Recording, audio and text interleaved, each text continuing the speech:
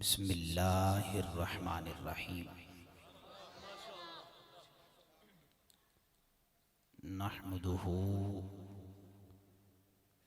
व नुसल्ली व नुसल्लिमु अला रसूलिहिल करीम। अम्मा बअदु फ़अऊज़ु बिल्लाहिस समीइल अलीम मिनश शैतानिर रजीम। बिस्मिल्लाहिर्रहमानिर्रहीम।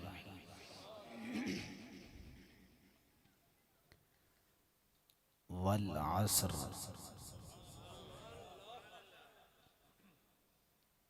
इन्नल इंसान लफ़ी खुस्र।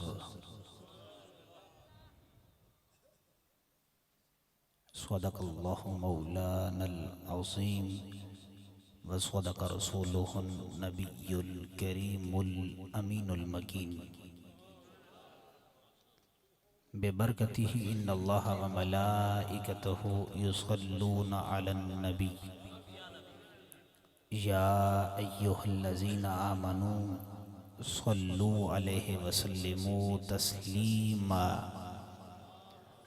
अल्लाहुम्मा सल्लि वसल्लिम अला सय्यिदिना व नबिय्यिना व शफ़ीइना व मौलाना मुहम्मदिन व बारिक वसल्लिम। सलातु वस्सलामु अलैका या रसूलल्लाह। सलातु वस्सलामु अलैका या हबीबल्लाह। अस्सलातु वस्सलामु अलैका या सय्यदी या जद्दल हसनी वल हुसैन व अला आलिका व अस्हाबिका या सय्यदी या मौलाना व मौला सक़लैन। अल्लाह जल्ल जलालुहु व अम्मा नवालुहु व आज़म शानुहु व अतम्मा बुरहानुहु की बेहिसाब तारीफ़ व तौसीफ़ कि जिसके कब्ज़ाए कुदरत में हमारी जानें हैं। और लातादा दुरूद व सलाम नबी रहमत जान आलम नूर मुजस्सम शफ़ी मुअज़्ज़म सल्लल्लाहु अलैहि वसल्लम की बारगाह बेकस पनाह में जो वजह तख्लीक़ कायनात हैं, आज की पुरवकार और बामकसद अज़ीमुश्शान महफ़िल मिलाद मुस्तफ़ा के इनेकाद पर भाई नक्काश और आपके अहले खाना को खराज अक़ीदत पेश करता हूँ और दुआ गो हूँ अल्लाह अज़्ज़ा व जल उनकी नेक जायज़ हाजात अपनी बारगाह में शर्फ़ कबूलियत अता फरमाए।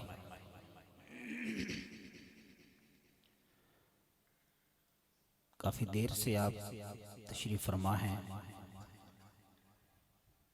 और मैं जानता हूँ कि आप हुज़ूर अलैहिस्सलाम का ज़िक्र हो, असहाबे पैगम्बर का ज़िक्र हो, औलादे रसूल का ज़िक्र हो या अज़वाजे रसूल का ज़िक्र हो, आप सुनना जानते हैं। मैं इंतहाई मुख्तसर वक्त में चंद एक ज़रूरी मारूज़ात आपकी गोश गुजार करने की कोशिश करूँगा और दुआ गो हूँ अल्लाह अज़्ज़ा व जल मेरी ज़ुबान पर कलिमतुल हक़ जारी फरमाए। मस्जिद नबवी में एक मजलिस लगी हुई थी और असहाबे पैगम्बर का हुजूम था और हुज़ूर अलैहिस्सलाम अपने सहाबा से उनकी औलाद की तरबियत के मुतालिक उन्हें कुछ बातें बता रहे थे। औलाद की तरबियत के मुतालिक हुजूर अपने सहाबा से बातें कर रहे थे। आप जानते हैं कि आप पर आपकी औलाद के क्या हकूक़ हैं। वालिदैन का शिकवा तो ये होता है कि हमारे बच्चे हमारे वफादार नहीं हैं, बात नहीं मानते, हमारे गद्दार हो चुके हैं, करीब तक नहीं आते, बात नहीं सुनते। तो क्या आपने अपने बच्चों के हक भी अदा किए हैं? जिम्मे गफीर है सहाबा का। और हुजूर तरबियत फरमाते ही फरमाते हैं, सहाबा क्या तुम जानते हो कि तुम पर तुम्हारी औलाद के कौन से हकूक हैं? अर्ज करने लगे, हुजूर वल्लाहु आलम व रसूलुहु, आप और आपका रब ही बेहतर जानते हैं। हुजूर अलैहिस्सलाम ने औलाद की तरबियत के मुतालिक चंद बातें इरशाद फरमाई। उनमें से कुछ तो छोड़ दी जाती हैं और कुछ बयान की जाती हैं। अगर आपको ये मुकद्दिमा समझ आ जाए तो कुरान की आयत का तर्जुमा करने से आपका दिल हुजूर के इश्क से नूर नाला नूर हो जाएगा। मैं आयत का तर्जुमा पहले नहीं करता बल्कि मुकद्दिमा आपके सामने रखना चाहता हूं। अब सहाबे पैगंबर ने सीनियर सहाबा मौजूद थे, सैयदना सिद्दीक़ अकबर मौजूद थे, मौला अली मौजूद थे, हज़रत बिलाल मौजूद थे। हुजूर के सारे सहाबा जलवागर थे। बड़ी दिल के कान से सुनने वाली बात है। मैं आपको नहीं कहता कि आप सुभान अल्लाह कहें, मेरा मिजाज नहीं। जो वक्त इस बात पे लगेगा वही बात मैं नबी की बात सुना दूंगा। बड़ी काबिल तवज्जो बात है। अब हुजूर ने बहुत सारी बातें इरशाद फरमाई। एक बात फरमाई कि तुम्हारी औलाद पर यह हक है कि जब तुम्हें अल्लाह बेटी या बेटा अता फरमा दे तो उसका अच्छा नाम रखना और उसके सर के बाल मूंछ कर उसके बदले में चांदी सदका करना, अकीका करना, अच्छी तरबियत करना, ये सारी बातें वालिदैन पर लाजिम है कि अपने बच्चों पर अदा करें। उलमा की मजालिस में बैठने के इत्तिफाक मुझे 1000 बार हुआ और आप भी मसाजिद में जाते हैं, महफिल में जाते हैं, लेकिन ये हकूक बयान करने के बाद हुजूर अलैहिस्सलाम के दीगर बताए हुए हकूक को या तो पस्से पुश्त डाल दिया जाता है, तो या कोई किसी मसले का चक्कर है कि वो बात बताई नहीं जाती। फरमाया अकीका करना तुम्हारे जिम्मे है, नाम रखना तुम्हारे जिम्मे है, सर के बाल मुंडवाना तुम्हारे जिम्मे है, औलाद की अच्छी तरबियत करना तुम्हारे जिम्मे है। लेकिन सारी बातें बताने के बाद फरमाया जहां ये सारी बातें अपने बच्चों को बताओ वहां पर हुब्ब नबी को मेरी मोहब्बत का दर्स भी देना है। किसका दर्स देना है? हुब्बे नबी का। कुरान पढ़ाना, दुनियावी तालीम से आरास्ता करना, उनके दीगर हकूक अदा करने के साथ साथ इस बात को फरामोश न करना कि सारे हक अदा हो चुके हैं। इन सब के साथ जब तक तुम मेरी मोहब्बत का दर्स और मेरी मोहब्बत की फिक्र अपने बच्चे के दिल में रासिख नहीं करते तब तक तुम्हारा बच्चा वफादार बच्चा नहीं, वफादार नहीं बन सकता। और अगर तुम चाहते हो कि तुम्हारी औलाद वफादार हो जाए तो ईमान से बताओ, जिस दिल में इश्क़े मुस्तफा का नूर आ जाता है और निगाहें इश्क़े मुस्तफा में छम छम बरसने लगती हैं, जो नबी के इश्क में मचलता रहता है, हुजूर का आशिक होकर कभी गद्दार नहीं हो सकता, हमेशा वफादार। हुब्बे नबीकुम, सारी बातें बताने के बाद फरमाया मेरी मोहब्बत अपने बच्चों के दिलों में रासिख कर देना। फिर मुझे सवाल होता है कि मौलाना ये मीलाद क्यों करते हैं? हमने तो कभी किसी से सवाल नहीं किया कि आपके बच्चे घर में सालाना सालगिरह करते हैं बच्चे की, कभी आपने सालगिरह क्यों की? न करने वाला किसी मौलाना से पूछता है और न फतवा बाज का फतवा अंगड़ाई लेता है। साल के बाद सालाना सालगिरह की जाती है, कोई फतवा नहीं लगाता और कोई पूछता नहीं है। लेकिन जब नबी के इश्क की बात होती है, मोहब्बत मुस्तफा की बात होती है, मोहब्बत करने वाला भी पूछ रहा होता है मौलाना कितनी करनी है। बच्चे को प्यार करे, पूछा जाए कुरान में कहां लिखा है बच्चों को प्यार करना। माँ बाप के कदम बोसी की जाए, कुरान में नहीं लिखा कि माँ बाप के कदमों की कदम बोसी करनी है। माँ से मोहब्बत, कोठी से मोहब्बत, गाड़ी से मोहब्बत, इन सब चीजों से मोहब्बत की जाती है। दलील न पूछी जाती है और न कोई फतवा बोलता है। लेकिन जब नबी की मोहब्बत की बात होती है तो दलीलें पूछी जाती है। लेकिन हमारा ईमान यह है कि नबी से मोहब्बत पूछ कर नहीं करनी, टूट कर करनी। हम ये कहते हैं कि नबी से मोहब्बत पूछ कर नहीं करनी, इसलिए कि तू बच्चे से मोहब्बत पूछ कर नहीं करता, वालिदैन से मोहब्बत पूछ कर नहीं करता, अपने उस्ताद और मुर्शिद से मोहब्बत पूछ कर नहीं करता। जब इन सब जवा से मोहब्बत बगैर पूछे टूट कर करता है, मेरे मोहम्मद से मोहब्बत पूछ कर करता है। मोहब्बत का तकाजा नहीं है। फरमाया हुब्बी नबीकुम, मेरी मोहब्बत का दर्स भी अपने बच्चों को देना। कौन चाहता है कि मेरा बच्चा मेरा वफादार हो जाए? सभी तो चाहते हैं कि मेरा बच्चा वफादार हो जाए। उसको नबी का वफादार बना दो, तुम्हारा भी वफादार बन जाएगा। बस अपने नबी का वफादार बना दो। और जिसकी औलाद मुस्तफा की वफादार होती है, खुदा की इज्जत और जलाल की कसम है, मुस्तफा का वफादार कभी वालिदैन का गद्दार नहीं होता।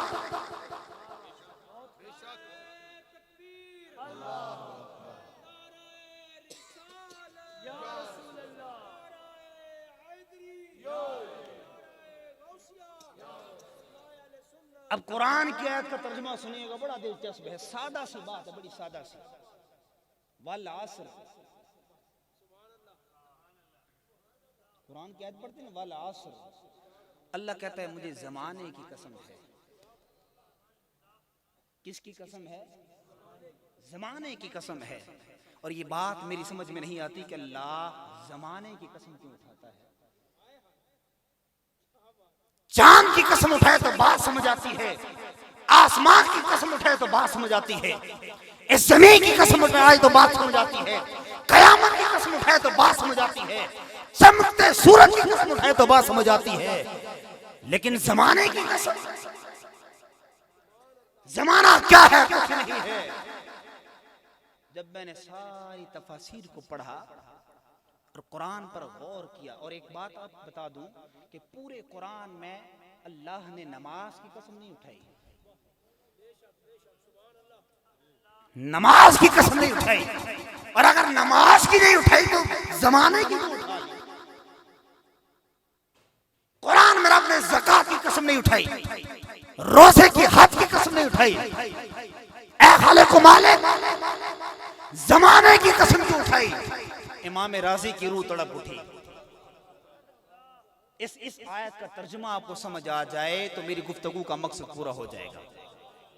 इख्तियार की बात करते हैं कि इख्तियार है या नहीं, वो बात बताता हूं कुरान से ही। आज मैं हदीस नहीं सुनाऊंगा, कुरान ही सुनाऊंगा आपको। इमाम राजी फरमाते हैं वल असर, जमाने की कसम है। मौला ये जमाना क्या है? इमाम साहब ने तशरीहात कायम की, एक माना बताया। फरमाया वल असर से मुराद मुमकिन है, जमाना मुतलिक हो, कोई भी जमाना हो, अल्लाह जमाने की कसम उठा रहा है। लेकिन जब ये बात कर चुके तो कहा मुझे राहत, नींद नहीं आई, सुकून नहीं आया और दिल मुतमईन नहीं हुआ कि वल असर का माना यही हो सकता है। इमाम राजी कहते हैं मैं इल्म के समंदर में गोता जन हुआ, इल्म के समंदर में गोता जन हुआ और रात सोचता रहा कि अल्लाह किस जमाने की कसमें उठा रहा है। फिर मेरे दिल में ख्याल अंगड़ाई लेता है, शायद वल असर से मुराद वक्ते असर हो, तो अल्लाह ने वक्ते असर की कसम उठाई हो। लेकिन जब ये माना कर चुका तो फिर भी दिल मुतमईन कहने लगे। फिर मैंने तहकीक की और फिर मैं बारगाह रिसालत माफ में हाजिर हुआ। अर्ज की हुजूर वल असर का क्या माना हो सकता है? मेरा दिल चैन नहीं पा रहा। माना किया है या तो जमाना मुतलिक है, या वक्त असर है, या नमाज असर है। आका ये सारे माने चेक किए हैं लेकिन दिल सुकून नहीं पा रहा। एक माना ये भी किया कि मुमकिन है वल असर से मुराद नमाजी असर हो, इसलिए कि नमाजी असर 5 नमाजों में से सबसे ज्यादा ताकीदी नमाज है, कुरान में भी और हदीस में भी ताकीदी। इसको वुस्ता कहा गया कुरान में। जो नमाजी असर छोड़ देता है उसके लिए हुजूर अलैहिस्सलाम ने बुखारी में जो फरमाया, अब वक्त नहीं उस जानिब जाऊं, बड़ी दिलचस्प बात, मैं 20 मिनट में बात खत्म कर दूंगा। और अगर आपका दिल सुनने का है तो तवज्जो से मेरी बात सुनिए, माना बड़ा दिलचस्प है। वाला असर इमाम राज़ी कहने लगे, दिन गुजरते गए और माने दिल में आते रहे, ख्याल जन्म लेते रहे, जुबान पर बातें आती रही। वाला असर का माना समझ ना आया, लेकिन बारगाह रिसालत माफ में हाजिर हुआ। अर्ज की हुजूर वाला असर का माना जमाना मुतलिक किया, दिल सुकून न पाया। वाला असर का माना वक्त असर किया, दिल सुकून न पाया। वाला असर का माना फिर मैंने नमाज असर की, लेकिन दिल सुकून न पाया। आका क्या माना हो सकता है? इमाम राज़ी फरमाते, खुदा की कसम मेरे कानों में आवाज गूंजती है, आवाज गूंजती है। राज़ी ये सारे माने दुरुस्त हो सकते हैं, लेकिन सुन वल असर से मुराद कोई और चीज नहीं हो सकती, क्योंकि अल्लाह की नजर में ये सारी चीजों की अहमियत कम है। वल असर से मुराद उस जमाने की बात है जिसमें मेरे तुम्हारे नबी आए हैं। मेरे नबी जिस जमाने में आ जाए, अल्लाह उस जमाने से प्यार करता है और रब होकर अपने महबूब से पूछ कर नहीं, टूट कर प्यार करता है और बता रहा है अगर मेरे मोहम्मद से प्यार करना है तो ऐसे करो। इकबाल की बारगाह में हाजिर हुआ। मैंने कहा इकबाल हुजूर से प्यार कैसे करें? इकबाल ने कहा ये आसमान क्यों खड़ा हुआ है? भाई ये तो आपके जो ये कनोपी लगी है क्यों खड़ी है, इसके नीचे क्या है? ये स्पोर्ट है ना, और ये कनोपी अगर स्पोर्ट के बगैर नहीं खड़ी हो सकती, दिल में सवाल उठता है आसमान मशरिक से मगरिब और शुमाल से जुनूब तक आसमान बगैर सुकून के कैसे खड़ा है? इकबाल कहता है मैं बता देता हूँ, हो ना ये फूल तो बुलबुल का तरन्नम भी न हो। इकबाल करे मैं तुम्हें बता दूं, छोड़ मौलवी के पास, हो ना ये फूल तो बुलबुल का तरन्नम भी न हो, चमने दहर में कलियों का तबस्सुम भी न हो, ये ना साकी हो तो फिर मैं भी न हो, खुम भी न हो, बस में तौहीद भी न हो, तुम भी न हो। खैमा अफलाक का इस्तादा इसी नाम से है। खैमा कहते हैं छत को, अफलाक कहते हैं फलक की जमा है, और इस्तादा कहते हैं खड़ा होने को। अल्लाह कहता है ये आसमान जो खड़ा है ये स्तून पर नहीं, नामे मोहम्मद पर खड़ा हुआ है। और जिस रब ने तुम्हारा आसमान नबी के नाम पर खड़ा किया है, नबी के नाम में इतनी ताकत रखी है तो नबी की जात में कितनी ताकत?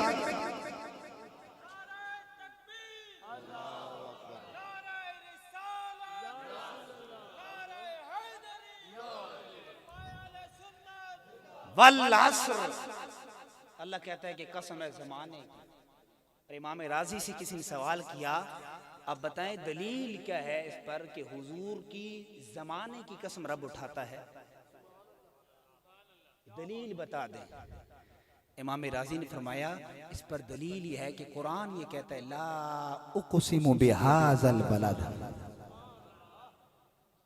व अंत हिल्लुम बिहाज़ल व वालिदिन व मा वलद। एक माना मैं काजी साहब की नजर करूंगा, चूंकि मुहिब्बे अहले बैत बहुत सारे हैं, लेकिन काजी साहब के दिल में हुब्बे अहले बैत बहुत ज्यादा है, और हुब्बे अहले बैत हर शख्स को नसीब भी नहीं होती। जिसे मुस्तफ़ा कबूल फरमाते हैं उसे हुब्बे अहले बैत भी नसीब होती है। हाँ, ये हुजूर ने जो फरमाया ना अपने बच्चों के हकूक अदा करो, पहला हक था कि हुब्बा नबी को मेरी मोहब्बत, व क़िराअतिल कुरान, कुरान की तालीम, फिर फरमाया व हुब्बा अहले बैतिही। ये तीन बातें मौलवी बताते हैं कि अपने बच्चों की तरबियत में दाखिल करो। ला उक़सिमु बिहाज़िल बलद, अल्लाह कहता है मुझे शहर मक्का की कसम है। किसकी कसम है? इमाम राजी कहते हैं कि अल्लाह शहर मक्का की कसम क्यों उठाता है? क्या आबे जमजम है वहां, काबतुल्लाह है वहां, सफा व मरवा है वहां? मकाम इब्राहीम है कहा नहीं, हजर अस्वद है कहा नहीं। मौला ला उक़सिमु बिहाज़िल बलद की कसम, शहर मक्का की कसम किस जात की वजह से उठाई? कहा ये सारी चीजें इज्जत वाली है, अजमत वाली है, लेकिन ला उक़सिमु बिहाज़िल बलद, शहर मक्का की कसम इसलिए उठा रहा हूं कि इस शहर में मेरे महबूब चला फिरा करते थे। और जिस महबूब की शान ये हो, खुदा जमाने की भी कसम उठाता है। जो खुदा जमा की भी मकान की भी कसम उठाए, वो बता रहा है नबी से मोहब्बत ऐसे करो जैसे खुदा कर रहा। किसी मौलाना ने कहा होगा कि अल्लाह ने आबे ज़मज़म की वजह से कसम उठाई, लेकिन कुरान कहता है वो अंत हिल्लुम बिहाज़िल बलद। वो ऐसे नहीं है कि ज़मज़म हो या सफ़ा मरवा हो या सही करने की जगह हो या दीगर और अज़मतों वाली जगह हो। अल्लाह कहता है वो अंत हिल्लुम बिहाज़िल बलद, महबूब ये कसम हम तेरी वजह से उठा रहे हैं। और ववालिदिन वमा वलद, पता क्या कहता है अल्लाह? इसके बहुत सारे माने हैं। आदम की कसम उठाई, फिर औलाद आदम की कसम उठाई। मैं इसका माना ये करता हूँ ववालिदिन वमा वलद।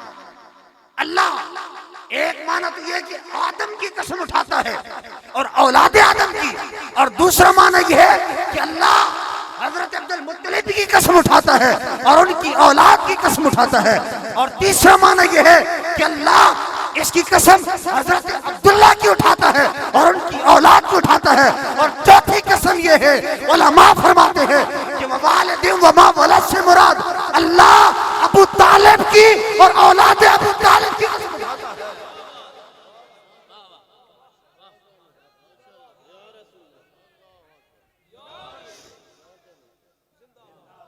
अल्लाह अबू तालिब और औलाद अबू तालिब की कसम उठा के कहता है महबूब लक़द खलक़नल इंसान, आगे जो कहा ना फी कबद। अच्छा, यहाँ दो बातें बड़ी काबिल तवज्जो, इन पर बात खत्म कर दूंगा, बड़ी दिलचस्प है, लेकिन यहाँ रुक कर एक बात ऐड करें। जो लोग कहते हैं मीलाद कहाँ लिखा है, कुरान में तो नहीं लिखा।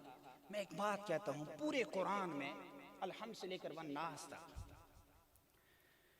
मैं करीब ही रहता हूँ, और नंबर भी मेरा काजी साहब के पास मौजूद है। मैं बात जो सवाल है बड़ा सख्त है, अलहम्द से लेकर वन नास तक। अगर कोई मौलाना मुझे ये दिखा दे, कोई बंदा, कि अल्लाह ने महबूब के जाने की बात कुरान में की, मलक साहब पूरे कुरान में अलहम्द से लेकर वन नास तक कुरान की एक आयत मुझे दिखा दो कि रब ने कहा हो कि मेरा महबूब चला गया है। जब भी कुरान पढ़ो कहता है या अय्युहल मुज़म्मिल या अय्युहल मुद्दस्सिर कद जाअकुम लक़द मन्नल्लाह यासीन। सारी आयत में अल्लाह महबूब के आने की बातें करता है, और हम अल्लाह की सुन्नत को जिंदा करते हुए 1400 साल से और सदे क़यामत तक नबी के आने की बात करेंगे, जाने की नहीं करेंगे, क्योंकि मेरा अल्लाह आने की बात करता है, जाने की नहीं करता।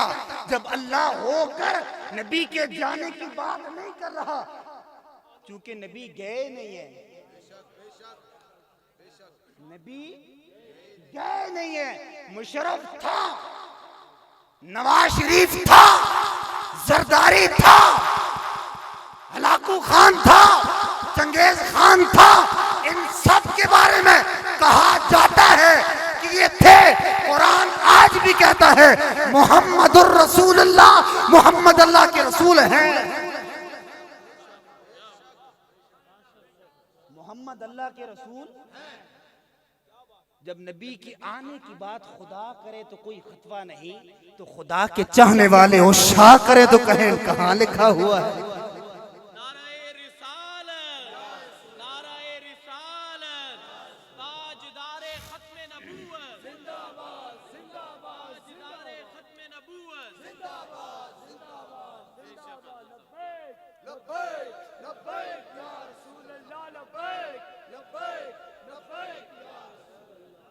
ये आखिरी बात मेरी बड़ी कीमती है।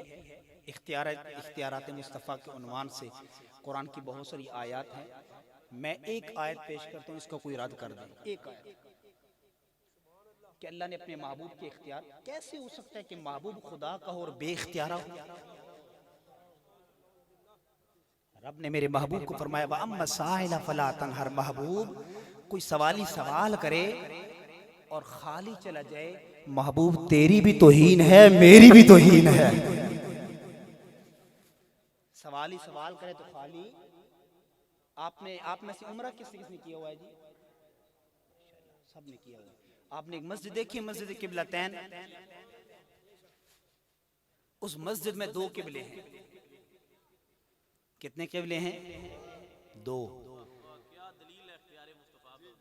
और मेरे नबी का इख्तियार देख, दो किबले हैं। पूछा जाए ये दो किबले कहां से आए?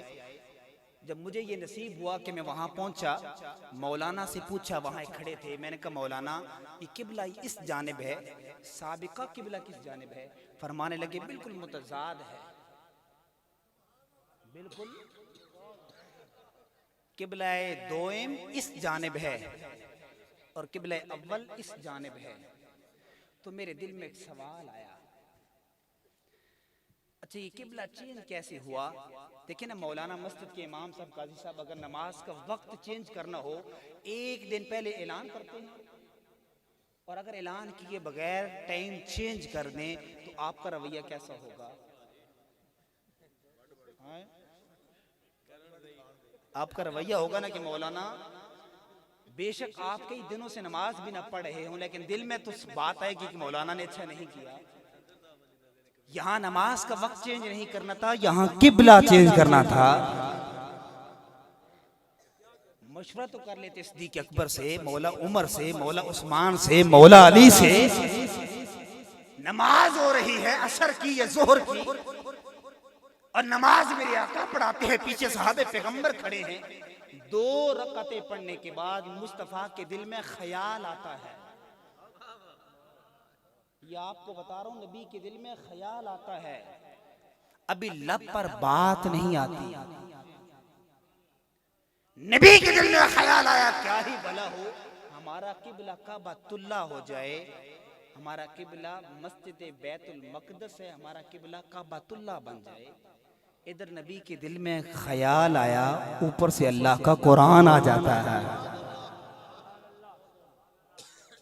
और जिस नबी के ख्याल में इतना कमाल है, उस नबी की दुआ में कितना कमाल होगा। और नबी का ख्याल इतना बाइख्तियार है, इतना बाकमाल है, ख्याल है, खुदा नबी के ख्याल का ख्याल फरमाए। मेरे नबी के ख्याल का ख्याल खुदा फरमाए। अच्छा, हुजूर नमाज पढ़ा रहे थे, दिल में ख्याल आया हमारा किबला बैतुल मक़दस है, क्या ही भला काबतुल्लाह बन जाए। अल्लाह का कुरान पता है कैसे है? क़द नरा तक़ल्लुबा वजहिका फ़िस्समा फ़लनुवल्लियन्नका क़िबलतन तरदाहा। ऐ मेरे सोने महबूब, प्यारे महबूब, तरदाहा, जो आप जिसमें राजी हैं उसमें आपका खुदा भी राजी है। जिधर चाहे मुंह कर लें, हम सारी उम्मत का मुंह उधर ही फेर देंगे। ईमान से बताओ, नबी इधर थे, ख्याल आया और ख्याल पर खुदा का कुरान आया और नबी ने मुंह इधर कर लिया। जब इमाम इधर हो, मुक़्तदी पीछे होते हैं, और जब उस ख्याल में हुजूर ने मुंह इधर किया होगा तो इमाम पीछे रह गया होगा और मुक़्तदी। मसला तो खाली था, फिर बड़ा बड़ा बन गया। इमाम साहब उधर थे, आगे थे, पीछे मुक्तदी थे और हुजूर ने रुख मोड़ा, असहाबे पैगंबर पीछे थे। जब इधर मुड़े तो हुजूर पीछे हो गए, सहाबा आगे हो गए। उलमा का फतवा यह है कि सजदे के दौरान पांव की उंगलियों का पेट लगना जरूरी है, कम से कम 3 उंगलियों का फतवा है, इस पर वाजिब है लगाना। हुजूर अलैहिस्सलाम ने इधर मुंह किया तो सहाबा ने अपनी सफ़े तोड़ दी। क्या किया? सफ़े तोड़ दी। और हुजूर अलैहिस्सलाम ने कदम उठाए, कई कदम उठे होंगे, अंगूठा सिर्फ नहीं, उंगलियां नहीं, बल्कि कई कदम उठे होंगे। और हुजूर कदम उठाकर सफ़े टूटी होंगी, एक कदम मुस्तफा के नहीं सहाबा की भी उठे होंगे। और जब पलट कर हुजूर इधर आए, 2 रकअतें पढ़ चुके थे, 2 बाकी थी, इधर आ गए, फिर बकिया नमाज पढ़ी और नमाज के बाद मेरे नबी ने सजदे सहबी नहीं किया है जी। सजदे साहबी वो तो कोई और बंदा कौन ही है कि पूछा कि हुजूर है, दस भी कौन ही ने। या रसूलल्लाह बताया भी नहीं है। यहाँ मौलाना नमाज का वक्त चेंज करे ऐलान करते हैं, आपने नमाज का वक्त नहीं बल्कि आपने किबला चेंज करना था, मशवरा तो कर लेते। फरमाया नहीं, बल्कि नमाज के दौरान 2 उधर 2 इधर पड़ी और फिर सलाम फेरा। न सहाबा की नमाज टूटी, न सहाबा के नबी की टूटी। मेरा सवाल है, हुजूर के कदम उठे, सहाबा की सफे टूटी, नमाज उनकी भी कायम, नमाज इनकी भी कायम। मौला नमाज टूटी क्यों नहीं? मौलाना कहते हैं ख्याले नबी में नमाज टूटती है, इधर तो सफे टूट गई ख्याले मुस्तफा में। इधर तो सफे टूट गई। तो आवाज आती है इमाम गजाली की, फरमाया बात ऐसी नहीं कि महबूब जो थे ना, महबूब ये ख्याल खुदा में थे, और जो महबूब थे वो महबूब के ख्यालों में थे। ना ख्याल खुदा में टूटती है, ना ख्याल मुस्तफा में टूटती है। अगर कायम होती है ख्याल खुदा और ख्याल मुस्तफा में ही कायम। जिस नबी को ये इख्तियार मिला हो कि नमाज में चाहे तो किबला चेंज कर लें, अब उससे बड़ा और क्या इख्तियार चाहते हो? इससे बड़ी कोई दलील चाहते हो? तो इसलिए हुजूर अलैहिस्सलाम से प्यार का तकाजा ये नहीं कि किसी से पूछ कर किया जाए, बल्कि रब की तरह टूट कर किया जाए। टूट कर, वल अस्र, कसम है जमाने की। मौला किस जमाने की? कहा मेरे महबूब के जमाने की। इन्नल इंसान लफी खुस्र, बेशक इंसान खसारे में है। आप कहते हैं मैं तरक्की में हूं। आप में से कौन बंदा जो कहता है मैं खसारे में हूं? वो कहता है कल तक तो मैं गरीब था, अमीर हो गया, कल तक तो देहात में था, शहर में चला गया, कल तक तो मेरे हाथ खाली थे, आज मोबाइल है, कल तक तो पैदल सफर करता था, आज गाड़ी है, कल तक तो ऊंटों पर सवारी थी, आज अच्छी गाड़ियों पर सवार हूं, उरूज की तरफ जा रहा हूं। अल्लाह ये कहता है कि इंसान तो उरूज की तरफ नहीं, नुकसान की तरफ जा रहा है। मौला ये ताज्जुब है, हर इंसान उरूज की तरफ गामजन है और मानने के लिए तैयार भी नहीं कि मैं नुकसान में हूं, खसारे में हूं, और तू ये कहता है कि इंसान खसारे में है। अच्छा, तरक्की ये नहीं कि आप इधर आगे जाए मगरिब की तरफ। मगरिब की जानिब जाने से तरक्की नहीं मिलती। मोबाइल मिल जाता है, कंप्यूटर मिल जाता है, अच्छी साइकिल, मोटरसाइकिल, अच्छी गाड़ी मिल जाती है, लेकिन मगरिब में जो जाता है वो गरूब हो जाता है। ये चांद रोजाना गरूब होता है जी, सूरज रोजाना गरूब होता है। कहा तुम उधर न जाना, तुम भी गरूब हो जाओगे। मौला उरूज किधर है? इधर तो गरूब है, तो उरूज किधर है? कहा आगे नहीं जाना, पीछे जा। मौला पीछे कौन चला दूं? कहा नहीं, 100 साल नहीं, 200 साल नहीं, 300 साल नहीं, बल्कि 1400 साल पीछे पलट मुस्तफा के मदीने की गलियां देख और मुस्तफा के दौर में जा, उस दौर में जा जिस दौर की कसमें खुद खुदा उठा और पीछे पलट, तेरा उरूज आगे नहीं पीछे है। क्यों? अली की बात आखिरी बात है। क्यों पीछे जाऊं? इसलिए कि मस्जिद नबवी है, एक शख्स खाना खा रहा है, रात की बासी रोटी है पानी में भिगोकर, और खाते हुए एक साइल सवाल करता है। आपसे कभी कोई बंदा सवाल करे तो बस औकात नहीं, बेशतर ऐसा हो जाता है कि आप खाली लौटा देते हैं, लेकिन नबी के घराने की ये बात नहीं है। अब वो बुजुर्ग बैठे थे मस्जिद में और रात की बासी रोटी पानी में भिगोकर खा रहे थे। इसी दौरान एक साइल आया, मस्जिद के दरवाजे को दस्तक दी और देखा खाना खाने वाला खाना का, कहा मुझे भी खाना चाहिए। तो मस्जिद में जो फकीर बैठा था, मैं उसे फकीर हर बंदे को ना कहा करे, ये फकर की तौहीन है, और फकर मेरे मौला अली की सिफ्त है। जड़े मंगने वाले आने तो फकीर है जी, ये मांगे थे, दुनिया के पीछे भागते हैं, तो फकीर उसे कहा जाता है दुनिया जिसके पीछे भागे। अब साहिल ने कहा खाना चाहिए, उस फकीर ने पता है क्या कहा? मस्जिद के साथ जुड़ा दरवाजा है, दस्तक दो तुम्हें खाना मिल जाएगा। साहिल ने कहा ये खाना पड़ा है, कहा ये मैं खुद खाता हूँ, तुम्हारे लिए अच्छे खाने का इंतजाम मौजूद है। उसने दस्तक दी, एक खूबरू जवान आया, कहा क्या चाहिए? कहा खाना खाना चाहता हूँ। वो नौजवान अंदर जाते हैं, खाना पेश करते हैं। अच्छा, ये मांगने वाले बड़े वफादार नहीं होते, गद्दार होते हैं। वो साहिल बड़ा बागैरत था, बेगैरत नहीं बागैरत था। उसने रोटी ली ना, पीछे पलटा, 3 कदम पीछे पलटा था, उसके दिल में ख्याल आया कि यार मस्जिद में बैठा हुआ फकीर रात की रोटी खा रहा है और उसकी वजह से मुझे ताज़ी रोटी मिली है, तो एक रोटी और ना मांग लूं। उसने ना फिर आगे बढ़कर दरवाजे को दस्तक दी और वही खूबरू जवान आया, कहा क्या चाहिए? कहा खाना। कहा अभी तो लेकर गए हो? कहा यार मुझे तेरे घर के दस्तक देने का मुझे पता जिसने बताया, वो मस्जिद में बैठा है और रात की बासी रोटी खाता है, और मैं चाहता हूं कि उस पर ये एहसान कर दूं, उसने मुझ पर किया है कि अच्छी रोटी उसके लिए भी ले जाऊं।